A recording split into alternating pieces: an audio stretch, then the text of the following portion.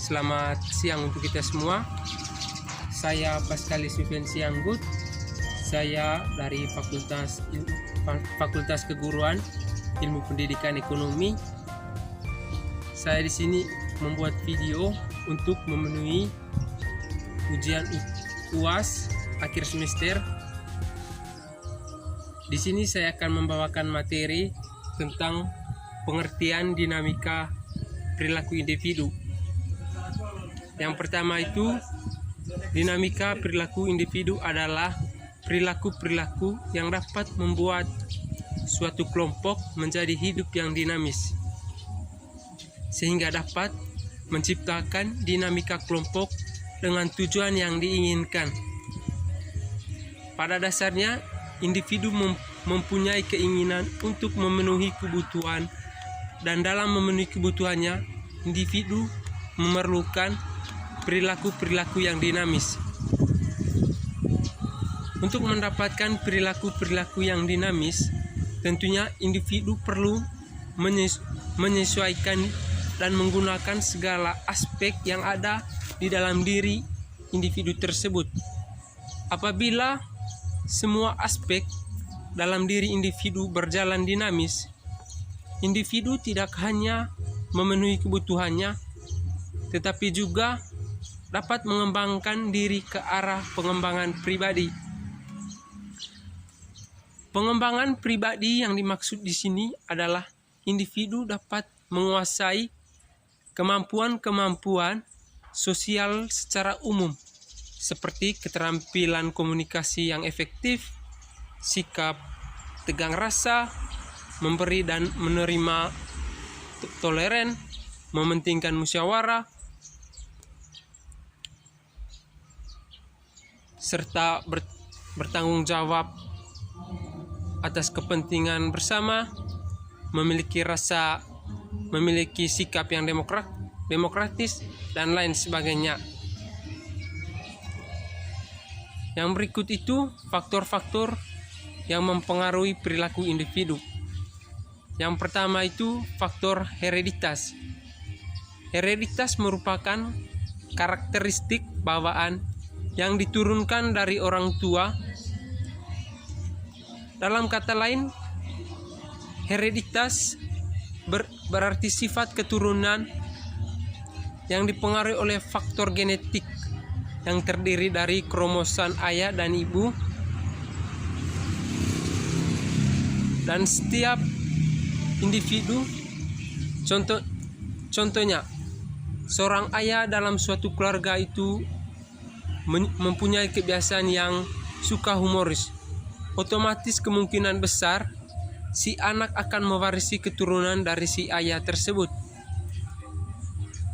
Yang berikut adalah faktor lingkungan.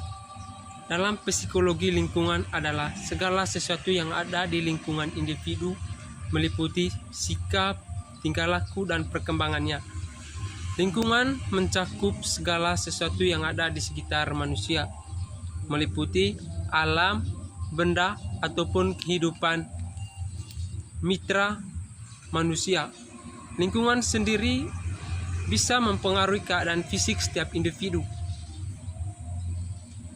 Contoh, seorang individu yang berkembang di lingkungan yang kumuh dan tidak bersih, maka nantinya akan mengganggu kesehatan individu tersebut, sehingga menyebabkan sakit, kurangnya gizi dan vitamin yang menghambat perkembangannya. Begitupun sebaliknya, jika seorang yang hidup di lingkungan yang bersih, maka akan berkembang biak karena kebutuhan lingkungannya yang sehat dan bersih sudah terpenuhi. Yang ketiga itu faktor keluarga. Keluarga mempunyai peranan penting yang pertama dalam perkembangan setiap individu. Keluarga bisa memiliki arti yang berbeda-beda sesuai dengan masanya. Keluarga ini dalam bukunya Papilia dijelaskan bahwa sebuah unit keluarga, ekonomi rumah tangga, dua generasi yang terdiri dari suatu atau dua orang tua dan anak-anak kandungnya, anak-anak angkatnya atau anak-anak tirinya, Sedangkan keluarga besar terdiri dari banyak generasi dari kakek, nenek, bibi, paman, sepupu, kerabat, dan lainnya. Keluarga memiliki tanggung jawab besar dalam mengasuh anak-anak mereka. Misalnya, keluarga yang berpendidikan juga berpengaruh besar dalam perkembangan individu dalam membentuk karakter kepribadiannya. Yang keempat itu sekolah. Sekolah merupakan tempat belajar di mana individu itu mendapat didikan setelah mendapat didikan dari keluarga, atau bisa dikatakan sekolah merupakan tempat kedua setelah individu mendapat didikan dari orang tua. Sekolah juga dapat mencerdaskan pemikiran individu serta bersosialisasi dengan temannya, dan juga mempengaruhi cara berkembangnya. Yang berikut itu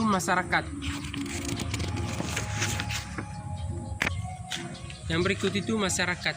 Masyarakat sendiri merupakan sekelompok orang yang tinggal di dalam suatu lingkungan, di mana individu bergaul, bersosialisasi dengan masyarakat.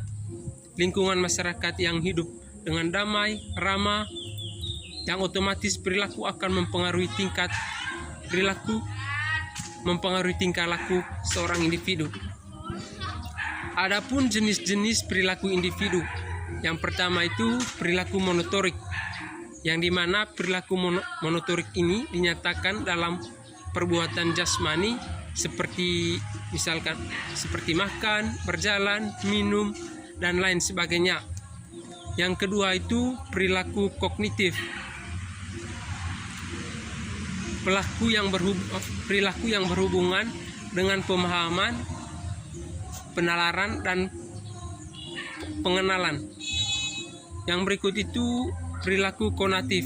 Perilaku konatif yaitu berhubungan dengan motivasi seorang individu untuk mencapai tujuannya, atau bisa disebut dengan harapan atau cita-cita dari seorang individu tersebut. Yang berikut itu perilaku normal. Perilaku normal adalah perilaku yang sesuai dengan norma atau aturan yang ada di masyarakat tertentu. Yang keenam itu perilaku abnormal. Perilaku abnormal adalah perilaku yang tidak sesuai dengan norma atau aturan yang ada di masyarakat tertentu. Yang terakhir itu perilaku prososial. Perilaku prososial adalah suatu tindakan menolong yang menguntungkan orang lain tanpa harus menyesuaikan sesuatu keuntungan. Yang berikut saya akan menjelaskan tentang contoh perilaku individu dalam kehidupan masyarakat. Yang pertama itu sikap sopan santun terhadap orang yang lebih tua. Sikap dasar yang dapat dilakukan oleh pribadi yang baik adalah dengan menghormati dan memberikan penghargaan terhadap orang yang lebih tua, baik itu dengan orang tua kandung, saudara, teman, keluarga, maupun orang lain yang ada di sekitar atau di lingkungan sekitar kita. Hal ini bertujuan untuk membantu individu belajar sikap saling kasih, saling hormat, dan juga sopan santun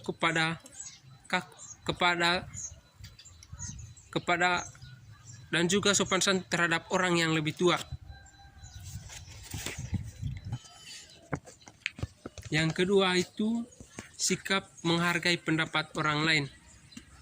Menghargai pendapat orang lain sekalipun pendapat itu berbeda dengan kita. Dengan begitu akan tercipta hubungan yang harmonis, tentram, aman, dan juga kondusif. Walaupun secara emosi, perasaan, dan juga keegoisan, hal itu sulit untuk dilakukan. Penghargaan kepada pendapat dan ide orang lain memberikan kesempatan orang lain untuk maju dan juga menjadi pendapat yang terbaik bagi lingkungan sosial. Yang ketiga itu bersikap toleransi terhadap perbedaan. Sikap saling bertoleransi terhadap sesama, salah satunya sikap yang sangat terpuji. Setiap individu memiliki kebebasan hidup dan juga bersosialisasi. Dengan adanya perbedaan, membuat kita menjadi semakin berpengetahuan dan pengalaman yang luas. Hidup toleransi menciptakan kehidupan sosial yang tentram dan damai. Berikut itu sikap rendah hati dan tidak minder. Sikap rendah hati dan tidak minder. Contohnya, perilaku individu dalam konteks sosial, yaitu hidup rendah hati dan percaya diri. Sikap percaya diri yang positif dan tidak berlebihan dapat menciptakan hati gembira, tentram, dan juga tenang. Yang terakhir itu menolak unsur radikal dan provokasi. Menolak setiap ujaran kebencian, fitnah, berita hoaks, unsur radikal dan juga provokasi yang membawa kepada kehancuran dan perpecahan, sebab pandangan tersebut tidak sesuai dengan ajaran agama, prinsip negara, dan juga membuat kehidupan bersosial menjadi terpecah belah. Keegoisan pribadi yang ingin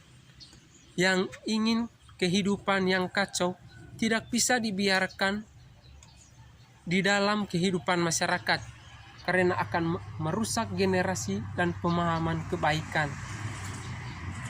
Baik, itu saja video saya. Sekian dan terima kasih.